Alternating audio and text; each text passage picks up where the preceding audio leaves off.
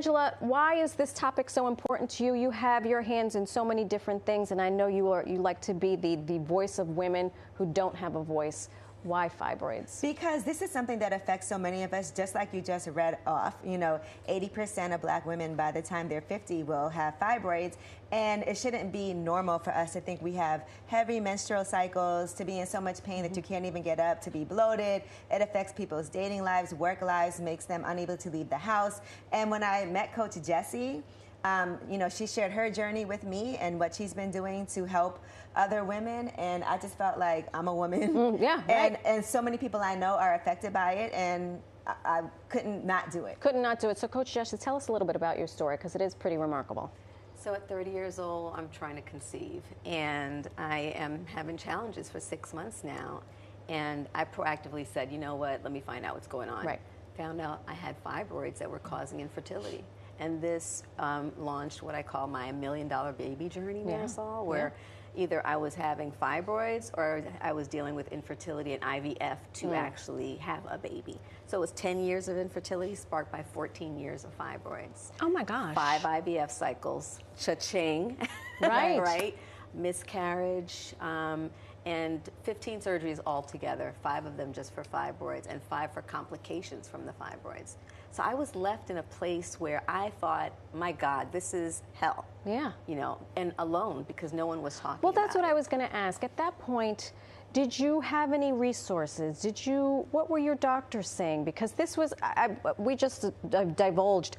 I had girlfriends in high school. This was the 80s. We had no idea what it was, and we just kind of accepted it. So what sort of resources did you have? I love that you asked that question, because the truth is, only thing they said to me is you need to have surgery to remove them. They didn't tell me how I got them, what was going on. No one was talking about it, so I was very isolated. Correct. Right. And then remember, I had 5 surgeries because they kept coming back, especially on the fertility journey. So every time I would do an IVF, fibroid surgery had to go after that because the fibroids came back from all the hormones. Wow. So how, the other thing is, the research is still ongoing, right? They haven't pinpointed what the causes are, how to cure them. What are some things that you all are hearing through your platform and just through your everyday lives?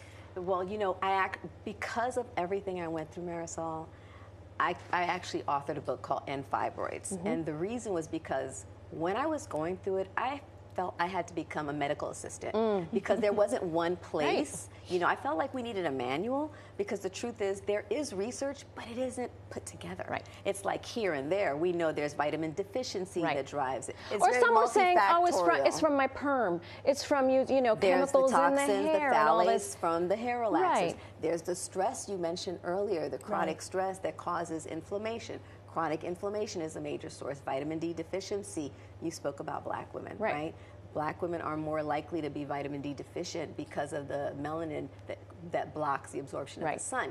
So what happens? That means that we deal with fibroids in higher numbers and in more symptomatic, because the D deficiency actually is one of the triggers of fibroids growth and development. And I do think it's important to go to the doctor and figure out what's going on. But I also think it's important to know that you don't, you know, hopefully not to have to be told you have to get a hysterectomy or a myomectomy, and to figure out if there's other alternatives as well, you know, because I think right away surgery is the answer, and it shouldn't always be the first thing. Right. We should get to a point where we don't need a hysterectomy. We don't need to get rid of our parts. Or you can catch the signs early on so that you can intervene with lifestyle changes. What is top line advice that you would like to tell folks at home who are watching this? Because if you're watching, like I said, you either have one or you know someone who has fibroids. Right.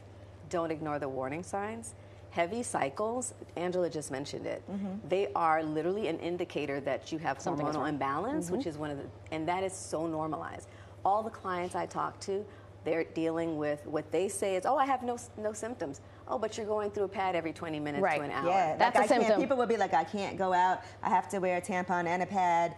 And truthfully, when I did the first Detox Now with Coach Gessie, actually, it made my cycle so much lighter and shorter. And I'm like, this is what it's supposed to be like, just from changing my eating habits. And it's all about communication and information and educating one another. And I thank the two of you for doing that on behalf of so many women. We appreciate it. Thank you, Marisol. Gessie Thompson, Angela Yee. Like I mentioned, for more information, talk to your doctor first You can always start there. We've also compiled a list of other resources, including DeTox Now, which are on your screen. Thank you both so much. Thank you. Thank I appreciate you. it.